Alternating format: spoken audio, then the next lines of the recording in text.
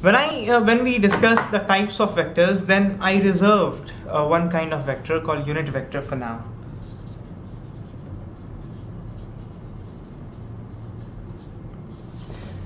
Unit vector is just the vector whose magnitude is 1.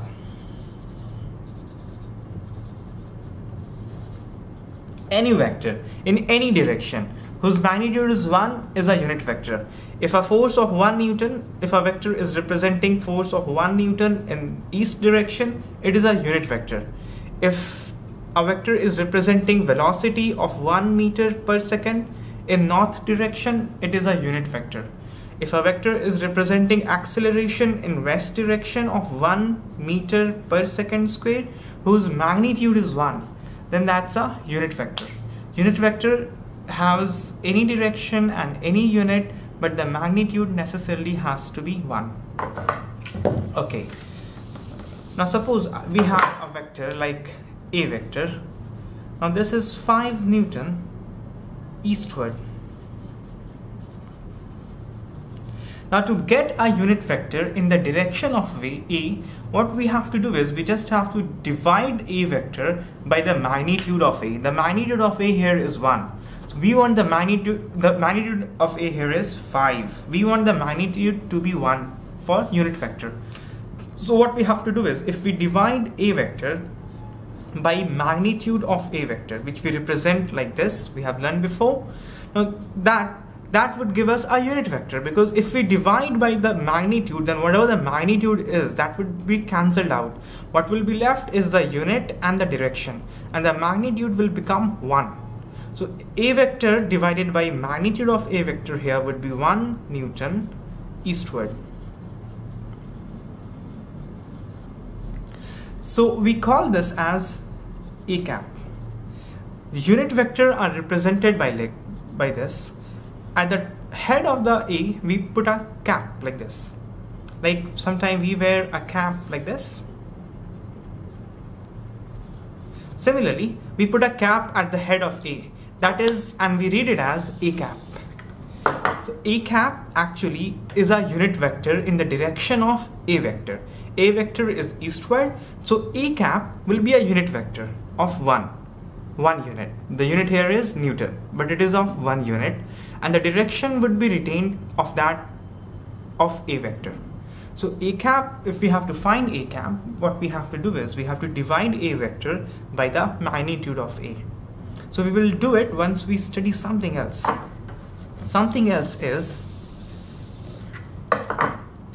when we draw axis, coordinates, x-axis and y-axis, then this direction, now we are trying to get rid of this north, south, east, west, east, south of east, west of north, those things. So we are going to define some certain standard directions, like the positive direction of x-axis. We define it as a unit vector in this direction is defined as I cap, and a unit vector in positive direction of y-axis is defined as j cap. So any unit vector pointing eastward, now we will not say east or north, what we would say is I cap and j cap. So if there is a unit vector, if I have to draw a unit vector in east direction, I'll write simply I cap. The unit, if it's a force, it is 1 Newton I cap. If it is acceleration, it is 1 meter per second square I cap. This is how we will represent. Okay, so if there's a momentum of 1 unit in north direction, we write it as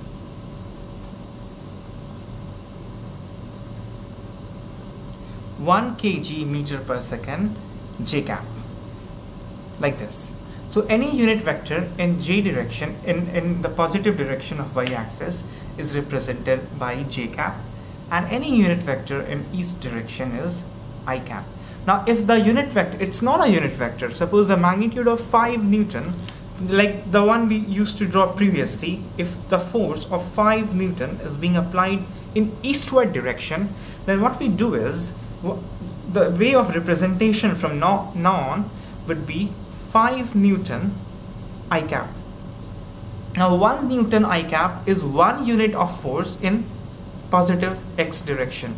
Now for 5 unit, we just have to multiply it by 5 and that becomes 5 Newton I cap. Okay. Similarly, a force of 10 Newton in positive y direction would be represented as 10 Newton J cap. Okay. It will make things simple and it will give us freedom from those directions. Instead of using direction, we'll be using this, because instead of saying 10 degree or 20 degree or 30 degree north of east or south of west or whatever, we'll get rid of it, and it will be a more standard and mathematical. It will enable us to take a mathematical form and actually work out the physics very easily. That's why we are defining it like this. Now, we have already studied the addition of vector. If suppose there's a random vector like this, whatever the magnitude and unit be, there's a vector like this. Now this vector can be broken along x-axis and y-axis. See, if I draw two vectors,